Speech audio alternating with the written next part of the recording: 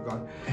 Hi, my name is Milton Mazariegos, and welcome to 21 Days of Prayer and Fasting. I have the privilege of talking about Luke 17 and 18. And some of the verses that really stood out to me were actually in Luke 17, verse 12 through 19. And I want to talk to you a little bit about that. It's talking about 10 men who had leprosy. They were sick. And one of the things with those people that during the time that it happened, they had to social distance themselves. They had to stay out of the town. They had to be in the door of the town. They lived off of people's benevolence, out of their leftovers. And during that time, there wasn't much, so they barely ate. They were always begging for food. So socially, they were not doing good. Spiritually, they were not doing good. Emotionally, they were not doing good.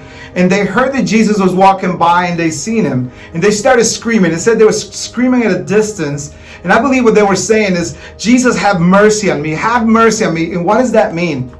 I think it can mean different things for all of us. It can mean a healing. It could be that you emotionally need healing. It doesn't matter why you're crying out to Jesus, is that you need him to do something in your life.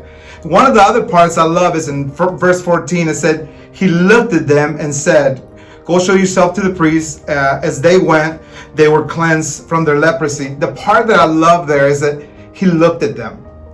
I want to let you know that it doesn't matter what the situation you're going through, God will lock eyes with you. He knows you are there. He knows what you're going through. So it doesn't matter the situation.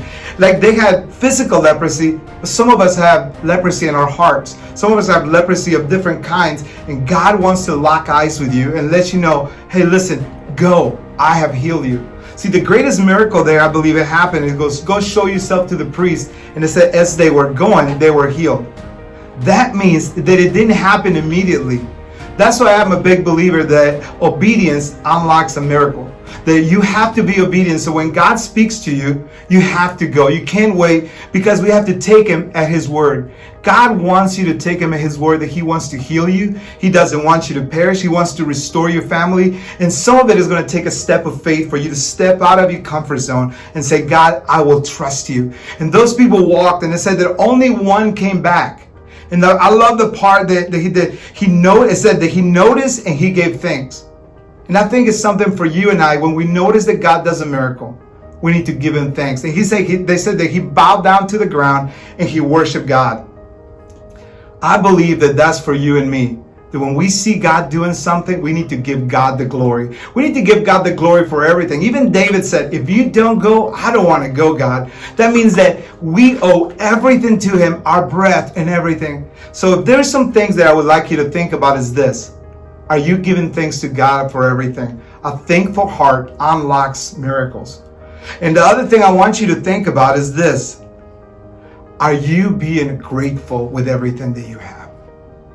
I believe if you do that, you're going to develop a new relationship with God, a new depth, and you're going to discover that it's not about us, it's about him.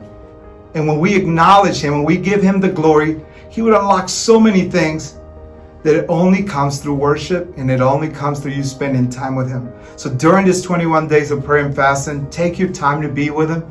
Be grateful, thank him, and if he does something, just give him the glory, because you know what? That would unlock more blessings for your life. So I'm praying for you. I know that God is going to do great things through this 21 days of prayer and fasting. We are praying for you. We love you. See you later.